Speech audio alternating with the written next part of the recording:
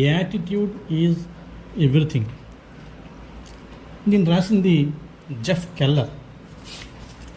ఇందులో మొత్తం 3 పార్ట్లు ఉంటాయి, ఇంట్రడక్షన్తో కలిపి లాస్ట్లో కన్క్లూజన్. అయితే మొదటి పార్ట్ అంతా కూడా success begins in the mind. Second part watch your words. Third part heaven helps those who act. అంటే ఇందులో రచయిత ఏం చెప్తాడంటే పాజిటివ్ థింకింగ్ ఉండాలి అనే ఉద్దేశంతో, ఆ పాజిటివ్ థింకింగ్ మాత్రమే కాదు, మాట్లాడేటప్పుడు కూడా పాజిటివ్గా మాట్లాడాలి. మాట్లాడిన మాటలనే కాదు, చేసేటప్పుడు పనులు చేసేటప్పుడు కూడా ఆ పాజిటివ్గా ఏదైతే మనం ఆలోచన చేస్తున్నామో మాట్లాడుతున్నామో దాన్ని సాధించే విధంగా మనం యాక్ట్ చేయాలి అనేది రచయిత ఉద్దేశం. అందుకని not only positive thinking, this book is about positive attitude. అందుకనే యాటిట్యూడ్ ఈజ్ ఎవ్రీథింగ్ అని రాయడం జరిగింది. అంటే థింక్, స్పీక్, యాక్ట్, ఈ 3 ఉద్దేశాలని రచయిత ఈ పుస్తకంలో తెలియజేస్తాడు. ఇందులో రచయిత ఇంట్రడక్షన్లో ఏం చెప్తారంటే, ఇతని గురించి రచయిత ఒక లాయర్. ఎప్పుడు కూడా అతను ఏదో ఒక డిసప్పాయింట్మెంట్లో, డిప్రెషన్లో ఉండేవాడు. ఎందుకంటే అతని ప్రొఫెషన్ పెద్దగా నచ్చేది కాదు. అందుకే అలా అని దాన్ని విడిచిపెట్టే పరిస్థితుల్లో కూడా ఉండేవాడు కాదు. ఎందుకంటే అతను చాలా కాలం ఆ లా చదువు మీదే దృష్టి పెట్టాడు. తల్లిదండ్రులు కూడా, వాళ్ళ మదర్ కూడా ప్రైడ్గా ఫీల్ అయ్యేది లాయర్ అని చెప్పడానికి. అందుకని అతను విడిచిపెట్టడానికి ఇష్టపడేవాడు కాదు. అలాగని అతను హ్యాపీగా లేడు.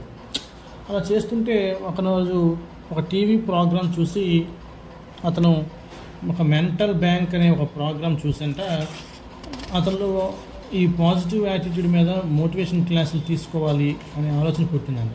తీసుకున్న తర్వాత చాలా క్లాసులకి అటెండ్ అయ్యాడు. ఆ విధంగా అటెండ్ అయ్యి అతను కొంత అనుభవం సంపాదిస్తూ చాలా దగ్గరలో మోటివేషన్ క్లాసెస్ స్కూల్లో కూడా చెప్తూ, కంపెనీల్లో చెప్తూ, తర్వాత పాజిటివ్ యాటిట్యూడ్ అనే దాని గురించి ప్రత్యేకంగా ఒక బుక్ కూడా దాని మీద రాసే పరిస్థితుల్లోకి ఆ రచయిత వచ్చాడని, తన అనుభవాల ద్వారా ఆ విధంగా జరిగిందని చెప్తాడు. అంటే ఏమంటే first success begins in the mind అనే పార్ట్ 1లో ఉంటే, అందులో chapter lesson 1 your attitude is your window to the world అంటాడు. అంటే యాటిట్యూడ్ అనేది విండో. ఒక కిటికీ అద్దాన్ని కనుక మనం డస్ట్తోనే వదిలేస్తే మనకి చుట్టూ కనిపించే ప్రపంచం, మనుషులు కూడా బ్లర్గానే కనిపిస్తాయి. అలాగే మనలో ఏవైనా చూసే విధానం, ఆలోచనలో తప్పుగా చూస్తే ఆ జరిగే పని కూడా తప్పుగానే జరుగుతుంది అనే ఉద్దేశంతోనే ఫస్ట్ లెసన్ అంతా కూడా అతను చెప్పడం జరిగింది. అదే క్లీన్ యువర్ విండో అంటాడు ఆయన. రెండోది యువర్ ఏ హ్యూమన్ మ్యాగ్నెట్. అంటే నువ్వు ఏదైతే అనుకుంటావో అదే జరుగుతుంది. అంటే మనం we become what we think about. మనం ఏదైతే ఆలోచిస్తామో అదే అవుతాం. అందుకనే నెగిటివ్ మైండ్ సెట్ మీద ఎక్కువగా ఉండద్దు అని అంటాడు. ఏంటి what we think we become అంటే, ఉదాహరణకి అతను ఏం చెప్తాడంటే, ఒక అతను నెలకి $30,000 సంపాదించాలని అనుకుందాం. అతను బాగానే ఉంది అనుకున్నంతకాలం కొత్త ప్రయత్నాలు ఏమీ చేయడు. ఎప్పుడైతే అతను $50,000 సంపాదించాలా అన్న ప్రయత్నం చేస్తాడో అక్కడ నుండి అతను దానికి తగినట్టుగా ప్రయత్నం చేస్తాడు. ఆటోమేటిక్గా he will attract those people. ఎవరైతే దాన్ని సాధించడానికి కావాల్సిన, ఆ లక్ష్యాన్ని సాధించడానికి కావాల్సిన మనుషులు ఉంటారో, పరిస్థితులు ఉంటాయో, వాటిని సాధించడం కోసం ఇతను ప్రయత్నం చేస్తాడు. ఆ ప్రయత్నంలో వాళ్ళందరినీ కూడా అట్రాక్ట్ చేస్తున్నట్టుగా అనిపిస్తున్నారు. అందుకనే యూఆర్ ఏ హ్యూమన్ మ్యాగ్నెట్ అన్నాడు. రెండోది పార్ట్ 2కి వస్తే ఫైనాన్సెస్ కానీ అన్నింటిలో కూడా ఇదే విధమైన వర్తిస్తుంది. Picture your way to success. ఏదైతే మనం సాధించాలనుకుంటామో దాని గురించి ఇమేజినేషన్ని మైండ్లో పెట్టుకోవాలంటాడు ఆయన.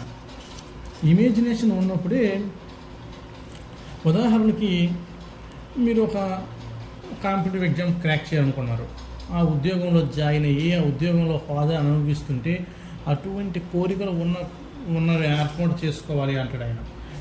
ఎంత బాగా ఏర్పాటు చేసుకుంటే అంత గొప్పగా విజయాన్ని సాధించడానికి అవకాశం ఉంది. అలాగే ఆయన ఏమంటాడంటే వెంటనే జరిగిపోతుందని కాదు, అందుకని అంటాడు థింక్, స్పీక్ అండ్ యాక్ట్. ఆ యాక్ట్ అనేది it will take some duration, but you have to be so patient అని కూడా ఆయన చెప్తాడు. ఆయన make a commitment and you will move mountains. అయితే దీంతో పాటు అతను ఏమంటారు లెసన్ 4లో కమిట్మెంట్, సాధించే వరకు కూడా కమిటెడ్గా ఉండాలి. మధ్యలోనే కొన్ని ప్రయత్నాలు చేసి ఆ తర్వాత ఇంకా చాలులే అనుకుని వదిలిపెట్టడం, దానివలన సాధించే సమయానికి మనల్ని ఆ లక్ష్యాన్ని చేరుకునే అవకాశాన్ని కోల్పోయినట్టు అవుతుంది. అందుకనే రిజెక్షన్స్ వస్తాయి. రిజెక్షన్స్ వచ్చినప్పుడు అవి సాధించేటప్పుడు, ఫెయిల్యూర్స్ వచ్చేటప్పుడు వెనకడుగు వేయకుండా ప్రయత్నం చేసే కమిట్మెంట్ మనకు ఉండాలంటాడు రచయిత. లెసన్ 5లో turn your problems into opportunities, అంటే ఏవైతే సమస్యలు ఉంటాయో వాటిని ఆపర్చునిటీస్గా మార్చుకోవాలి. ఎప్పుడు కూడా నాకే ఎందుకు ఇలా జరిగింది, నా ఆలోచనలు ఇలా అయ్యాయి, అటువంటి ఆలోచన చేయకుండా అలా జరగడం వలన సరికొత్త అవకాశాలు కూడా ఉంటాయి, ఇంకా మరిన్ని అవకాశాలు ఉన్నాయి, వాటిని ఆలోచించాలి. ఏదో ఉద్యోగం రాలేదు అనుకుంటే మరో వ్యాపార రంగంలో అడుగుపెట్టే అవకాశానికి తలుపులు తెరుచుకున్నాయనేటువంటి విధానంలో ఆలోచన చేయగలిగితేనే, అలా జరిగింది కాబట్టి ఇలా జరిగిందే అనే భావన కలిగి చేసుకోవడం ద్వారా పాజిటివ్ యాటిట్యూడ్ని మనం కంటిన్యూ చేయొచ్చు. పార్ట్ 2 ఏమంటాడంటే వాచ్ యువర్ వర్డ్స్. మనం ఏం మాట్లాడుతున్నామో అవి కూడా ఎఫెక్ట్ అవుతాయట. ఎందుకంటే థాట్సే వర్డ్స్ అవుతాయి, వర్డ్సే బిలీఫ్స్ అవుతాయి, బిలీఫ్సే యాక్షన్స్ అవుతాయి, యాక్షన్సే రిజల్ట్స్గా వస్తాయి అంటాడు రచయిత. అందుకని మనం ఎప్పుడూ కూడా మనం మాట్లాడే ప్రతి మాటని ఆచితూచి ఎప్పుడూ కూడా నెగిటివ్గా ఒక్క మాట కూడా మాట్లాడవద్దు. ఒక డిప్రెసివ్ టోన్ అనేది ఎప్పుడూ ఉండకూడదు. అలా ఉన్నంత మాత్రం అయిపోతుందంటే ఎస్ అలా జరుగుతుంది అంటాడు ఆయన. వీలైతే అటువంటి వ్యక్తుల్ని అవాయిడ్ చేసినా కూడా నెగిటివ్ మైండెడ్ పీపుల్ని తప్పులేదు అంటాడు ఆయన. అలా చేయకూడదు అని చెప్తూనే తప్పు లేదు, ఎందుకంటే నువ్వు కూడా మునిగిపోతావు కదా, వాళ్ళని బయటపడేయగలిగితే నెగిటివ్ డిప్రెషన్ మైండ్ నుండి ఓకే, అటువంటి ప్రయత్నం నువ్వు చేయగలిగే పరిస్థితిలో ఉంటే. కానీ చాలా సందర్భాల్లో ఏమంటాడంటే, చాలా సందర్భాల్లో నెగిటివ్ మైండెడ్ ఉన్న పీపుల్ ఎవరు కూడా వాళ్ళే మారుతారు తప్ప ఏదో ఒక మోటివేషన్ ద్వారా మనం చేయగలిగే అవకాశం ఉండదు అంటాడు ఆయన. అందుకే ఒకవేళ మీకు సమయం ఉంటే చేయగలిగితే చేయండి.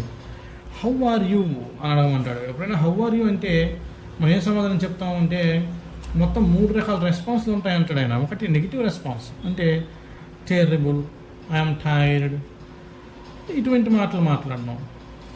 అదే మెడియోకర్ రెస్పాన్స్ అంటే I'm okay, not too bad, ఇటువంటి మాటలు. ముఖస్థంగా మాట్లాడడం, ఫైన్, అలా ఒక ఎనర్జీ అనేది లేకుండా, మంచి మాటలు అయినప్పటికీ కూడా ఒక ఎనర్జీ అనేది ఉండదు. పాజిటివ్ రెస్పాన్సెస్ అంటే terrific, fantastic, great, excellent, super, ఇటువంటి మాటలు మాట్లాడతారంటాడు. అయినా సూపర్ అంటే ఎదుటివాడు ఏమనుకుంటాడో, అంత గొప్పగా ఉన్నాడా అనుకుంటాడేమో, అటువంటి ఆలోచన కూడా చేయొద్దు అంటాడు ఆయన. ఏమంటాడంటే a smile is an inexpensive way to improve your looks. మనం పెద్ద ఖర్చులు పెట్టక్కర్లేదంట, ఒక చిన్న చిరునవ్వే చాలు మన లుక్స్ని మార్చేస్తుంది అంటాడు ఆయన. అందుకనే పాజిటివ్ పీపుల్తో ఉండమంటాడు.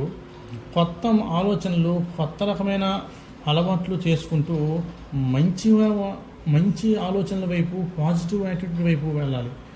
అందుకనే మీరు ఎప్పుడైతే నెగిటివ్గా మాట్లాడతారో నెగిటివ్ పీపుల్ని అట్రాక్ట్ చేస్తారు.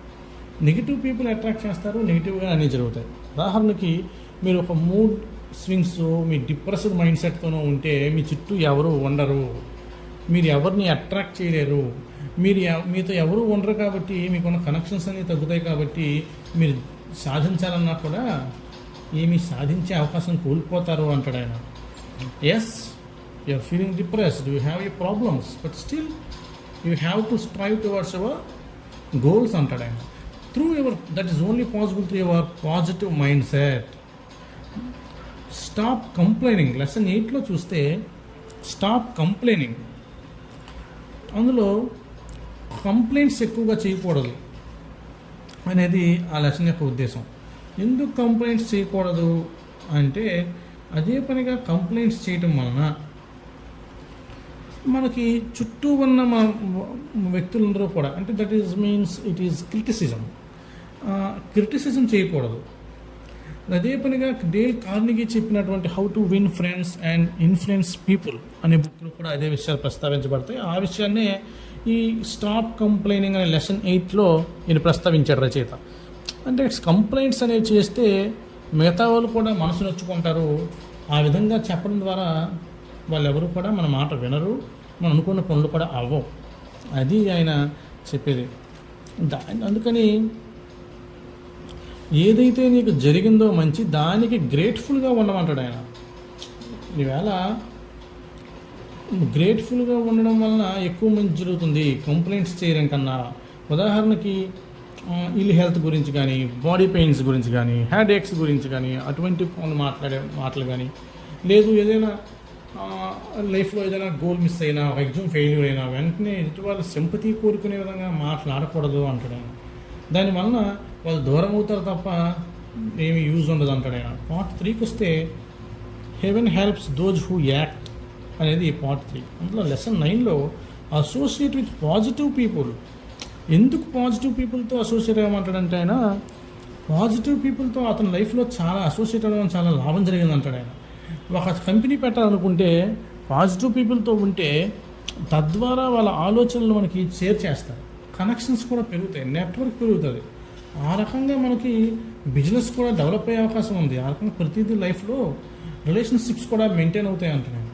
కాన్ఫ్రంట్ యువర్ ఫియర్స్ అండ్ గ్రో. నీ భయాలతో పోరాడు అండ్ డెవలప్ అవ్వాలి జీవితంలో అంటాడు. భయాలతో కనిపిస్తే ఉదాహరణకి ఏదో ఒక ఫోబియా ఉంటుంది ప్రతి మనిషికి కూడా, అన్కంఫర్టబుల్గా ఫీల్ అవుతారు. ఉదాహరణకి కొంతమంది స్టేజ్ ఫియర్ ఉంటుంది. స్టేజ్ ఫియర్ ఉంటే దాన్ని అవాయిడ్ చేస్తూ ఉండడం కన్నా, ఎక్కడ సేమ్ ఫీల్ అయిపోతామేమో అందరి ముందు అనుకునేదానికన్నా ఆ స్టేజ్ ఫియర్ని ఓవర్కమ్ చేయడానికి ప్రయత్నించాలి. ఓవర్కమ్ చేయాలంటే we have to face it. ఒకవేళ అవమానం జరిగినా అలా 1-2 సార్లు ఆ తర్వాత ఆ స్టేజ్ ఫియర్ని పోతుంది అంటాడు ఆయన. రచయిత లైఫ్లో కూడా మొదట్లో ఇటువంటివి పెట్టినప్పుడు కాగితం మీద రాసుకొని వెళ్ళి చెప్పేవాడంట. కాగితం మీద రాసుకొని వెళ్ళి చెప్తుంటే ఎక్కడ తాను అందరి ముందు ఏమనుకుంటారో అనుకునేవాడు, కానీ అలా రాసుకొని చెప్తున్నా కూడా అందరూ ఇంట్రెస్ట్గా వినేవాళ్ళు, ఎందుకంటే కంటెంట్ చాలా బాగుండేది కాబట్టి. అలా 2-3 సార్లు అలా అయిన తర్వాత ఇంకా అతనికి అవసరమే లేకుండా ఆ సబ్జెక్ట్ మీద అనర్గళంగా మాట్లాడే పరిస్థితికి వచ్చాను అని చెప్పి రచయిత అంటాడు. ఇంకా లెసన్ 11కి వస్తే get out there and fail. వీలైతే ఫెయిల్ అవ్వమంటాడు ఆయన. ఫెయిల్యూర్కి భయపడకూడదు. ఉదాహరణకి ఫెయిల్యూర్ అవుతామని భయపడితే ఎప్పటికీ కూడా విజయాన్ని సాధించలేవు, నువ్వు అనుకున్న పొజిషన్లో ఉండలేవు అంటాడు ఆయన. ఏమంటే విన్స్టన్ చర్చిల్ చెప్పినటువంటిది ఒక quotation, success is going from failure to failure without loss of enthusiasm. అంటే సక్సెస్ అంటే ఒక ఫెయిల్యూర్ నుండి ఇంకో ఫెయిల్యూర్ వైపుకు అడుగు వేయడమే, కానీ ఉత్సాహాన్ని కోల్పోకూడదు. ఉత్సాహాన్ని కోల్పోకుండా ఫెయిల్యూర్స్ వచ్చినప్పుడు కూడా మనం ఎప్పుడైతే ప్రయత్నిస్తూ పోతామో అదే సక్సెస్ రావడం. ఒక ఫెయిల్యూర్ని తట్టుకొని నిలబడినప్పుడు కూడా ఎన్నో ఎక్స్పీరియన్స్ మనకు వస్తాయి, వాటి ద్వారా ఇంకో సక్సెస్ సంపాదించడానికి మనకు అవకాశం కలుగుతుంది అని చెప్పి రచయిత అంటాడు. Lesson 12 networking that gets results. రచయిత ఏమంటాడంటే రిలేషన్షిప్స్, ఫ్రెండ్స్ నెట్వర్క్ ఇవి చాలా ఉపయోగపడతాయి. దీనికి ఆయన చెప్పింది ఏంటంటే కొన్ని క్లబ్స్లో జాయిన్ అవ్వడం, వాలంటీరింగ్ చేయడం, ఆ రకంగా ఒకరికి హెల్ప్ చేయాలంటాడు ఆయన. నువ్వు ఎవరికి హెల్ప్ చేయకపోతే ఏదో ఆశించి చేయాలనుకుంటే ఎప్పటికీ నీకు హెల్ప్ చేసేవారు ఎవరు ఉండరు. నువ్వు హెల్ప్ చేస్తే నీకు హెల్ప్ చేయడానికి 10 మంది వస్తారు. అటువంటి సందర్భంలో నీ నెట్వర్క్ పెరుగుతుంది, ఆ నెట్వర్క్ నీ పరిచయాలు పెరుగుతాయి, అదే నీ బిజినెస్ అభివృద్ధి చెందడానికి కూడా తోడ్పడుతుంది. నాకు కూడా అటువంటివే మిరాకిల్స్ జరిగాయి అని చెప్పి రచయిత అనుభవాలను ఈ పుస్తకంలో పంచుకుంటున్నాడు. కన్క్లూజన్ ఏం చెప్పారంటే change your attitude and you change your life. ఎప్పుడైతే పరిస్థితులు మనకి అనుకూలంగా ఉండవో ఆ పరిస్థితులకు అనుకూలంగా మనం యాటిట్యూడ్ని చేంజ్ చేసుకోవాలి. ఎప్పుడైతే మనం యాటిట్యూడ్ని చేంజ్ చేసుకుంటామో మన జీవితం కూడా చేంజ్ అవుతుంది. మనం ఎప్పుడు డిప్రెషన్ మైండ్లో ఉండకూడదు. Positive thinking, positive speaking, positive actions ఉన్నప్పుడు జీవితం కూడా మంచిగానే ఉంటుంది అని చెప్పి రచయిత ఈ పుస్తకంలో చెప్తాడు. ఇందులో రచయిత ఇంకో మాట ఏమంటాడంటే, సమస్యలు అనేవి చూస్తే జీవితంలో 10% ఏం జరుగుతుందో అది 90% నువ్వు ఎలా రియాక్ట్ అయ్యావు ఆ సమస్యలకి అన్నదే జీవితం అని.